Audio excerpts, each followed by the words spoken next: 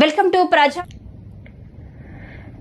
గత 36 గంటలుగా మనందరం ఆందోళన పడుతున్నట్టు రాష్ట్రంలో ముఖ్యంగా విజయవాడ నగరం చుట్టూ వరద ముంచెత్తుతుంటే ఇటు చంద్రబాబు నాయుడు గారు గాని అటు మంత్రులు గాని అధికార గణంతో ఒక ముఖ్యమంత్రి స్థాయిలో ఉన్న 74 సంవత్సరాల వ్యక్తి పడుతున్న కష్టం ఈరోజు ప్రపంచం అంతటికీ ఆదర్శంగా నిలుస్తుంది. అలాంటి చంద్రబాబు నాయుడు గారి గురించి ఓడిపోయిన దగ్గర నుండి ఎక్కడ దాక్కున్నాడో తెలియదు గాని ఈరోజు 2 కెమెరాల ముందుకొచ్చి నోటికొచ్చినట్టు వాగుతున్న మాజీ మంత్రి అప్పలరాజు గారి గురించి ఆయనకి సమాధానం చెప్పడానికి మేము ముందుకొచ్చాను. అయ్యా అప్పలరాజు గారు, ఈరోజు చంద్రబాబు నాయుడు గారు తిత్లీలో ఏం చేశారు, హుదుహుదులో ఏం చేశారు, ఇప్పుడేం చేస్తున్నాడని కళ్ళుండి చూడలేని నీలాంటి కబోది మాట్లాడుతున్న మాటలకి ప్రపంచంలోని ప్రతి ఒక్కరూ అసహ్యించుకుంటున్నారు. డిజాస్టర్ మేనేజ్మెంట్ స్పెల్లింగ్ తెలియకపోయినా అర్థం తెలుసుంటుందనే అనుకుంటున్నాను. అందులో చంద్రబాబు నాయుడు గారిని మించిన నాయకులు లేరు.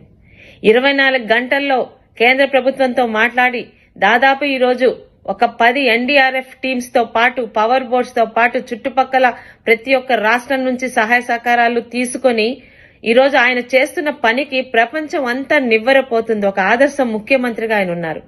ఆయన వయసు కూడా మర్చిపోయి గత 36 గంటలకు ఆయన అసలు నిద్రపోయారో లేదో మాకు అర్థం కావట్లేదు. గంటకి ఒక మామూలు వ్యక్తిలాగా ఆయన అధికారులతో సమానంగా ఈరోజు పడవేసుకొని ప్రతి ఒక్క వీధికి ప్రతి ఒక్క ఇంటికి వెళ్లి ప్రతి ఒక్కరికి కూడా అమ్మ మీరు భయపడొద్దు, 24 గంటల్లో సాధారణ పరిస్థితికి తీసుకొస్తాను, మీతో నేను ఉన్నానని ప్రతి గడపకి ఆయన ఈరోజు ఇస్తున్న భరోసా ప్రతి ఒక్కరి మనసుల్ని కదిలించి వేస్తుంటే నోటికొచ్చినట్టు మాట్లాడతావా? హుదుహుదులో ఆయన ఏం చేశారో నువ్వు చెప్పక్కర్లేదు. విశాఖపట్నం నగరాన్ని చంటి బిడ్డలా కాపాడుకున్న ఈరోజు ఎవరు విశాఖపట్నంలో మర్చిపోవట్లేదు. తిత్లీలో దాదాపు సచివాలయాన్ని అందరినీ ఈరోజు పలాస తీసుకొచ్చి 7 రోజులు ఒక ముఖ్యమంత్రికి ఒక మామూలు బస్సులో ఆయన నివాసం ఉంటూ పలాస మొత్తాన్ని మళ్లీ మామూలు స్థితికి తీసుకొచ్చారు.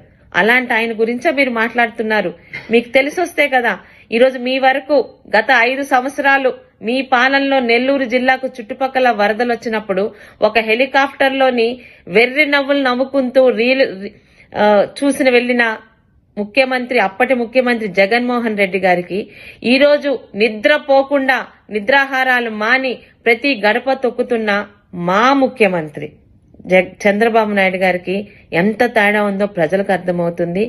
దయచేసి అనవసరంగా కెమెరా ఉంది కదా నోటుకొచ్చినట్టు మాట్లాడితే నాతో పాటు ఏ తెలుగుదేశం కార్యకర్త ఇంతకు ముందులాగా కాముగా ఉండరని మీకు సున్నితంగా హెచ్చరిక చేస్తూ, చంద్రబాబు నాయుడు గారు ఎలా కష్టపడుతున్నారో రాష్ట్రంలోనే కాదు దేశంలోనే కాదు ప్రపంచంలో కూడా ఈరోజు మీడియా నుంచి చూస్తున్న మనిషి అన్న ప్రతి ఒక్కడికి మెదడున్న ప్రతి ఒక్కడికి అర్థమవుతుంది.